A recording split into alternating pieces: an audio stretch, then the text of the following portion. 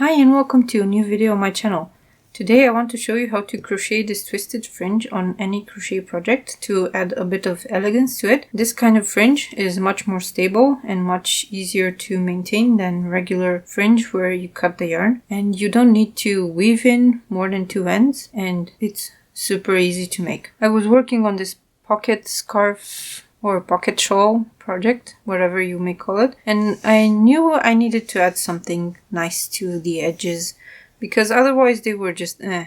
And this, I think, is the best solution for this kind of project. It's quite compact, it doesn't need a lot of maintenance, you don't need to comb it or anything, and it's very easy to make. So there is a separate video in which I show you how to make the lacy part of this pocket, but today I just want to show you how to make the fringe and to add it to any of your crochet projects, especially to wraps, which look amazing when they have fringe.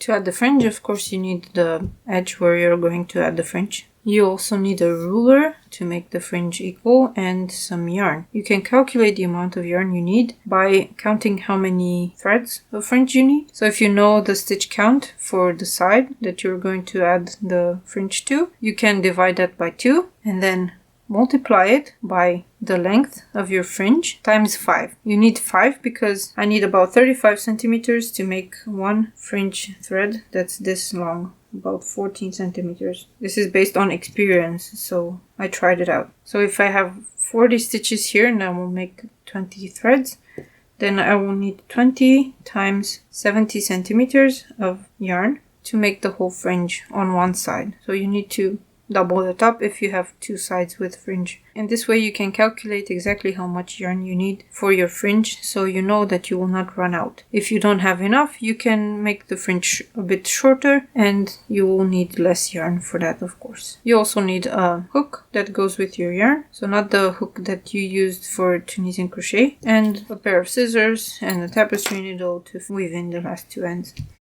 This is going to take a while, so you can do this in multiple sessions if you want to. Just make sure you have the tools ready, your hook and the ruler. We begin with a slip knot on the hook. If you're at the end of the project, you don't need to cut the yarn, you just continue from the corner of the work.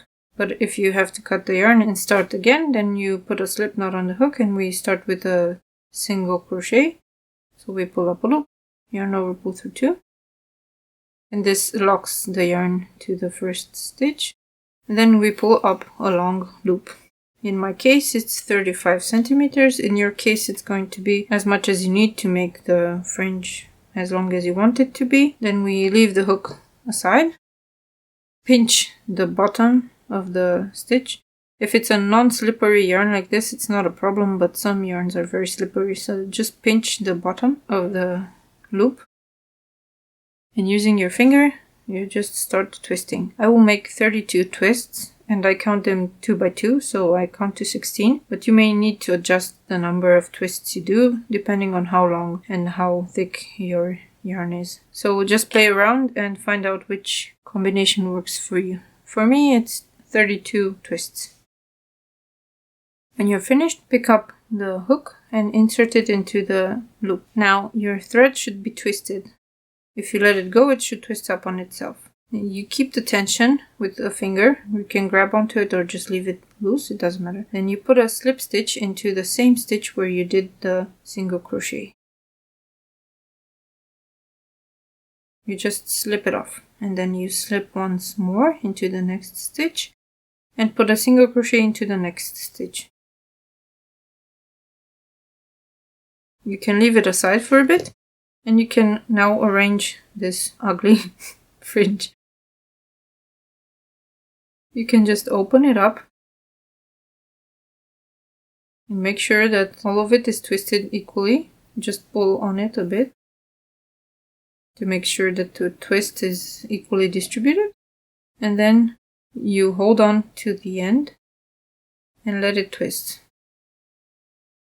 And now we have a beautiful fringe. That's it. You just repeat this as many times as you need to make enough fringe for your side of the project. Make a big loop, pinch the base, and then when you're ready, insert the hook into the end, slip stitch into the base. slip stitch again, and single crochet into the next stitch. You can leave the ugly loops until later and make a few and then fix them all up at the same time. This process is quite tiring, so if you're not used to working like this with your hands, it will be very tiring very soon, but just take a break and continue later. As you can see, I have 3 equal lengths of fringe here, and I will continue working until the end of this side, and at the end you just make a slip stitch and weave in the end. When you reach the end of the row, you just make a slip stitch into the last stitch, cut off the yarn, pull the end through the last slip stitch and weave in the ends. I have a separate video that shows you how to weave in ends on the back of Tunisian crochet project. If you're interested in that, I will link it in the cards. And now you have a beautiful fringe. If you have a bit of fringe that leads to one side, then it means there's some excess yarn here. So what you can do is open it up and use the natural curl of the fringe and make sure that there's a bit more yarn on the other side.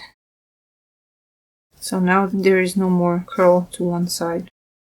If you worked with acrylic, you can also steam the end here so that the fringe lays flat. If it's wool, it will lay flat when you wash it. So I hope you enjoyed this video and that you will make beautiful fringe for your project. And if you enjoyed this video, then please give it a thumbs up and subscribe to my channel if you want to know when I publish the next videos about crochet and Tunisian crochet and tips and tricks relating to crochet and Tunisian crochet. So thank you so much for watching, and I will see you next time. Bye!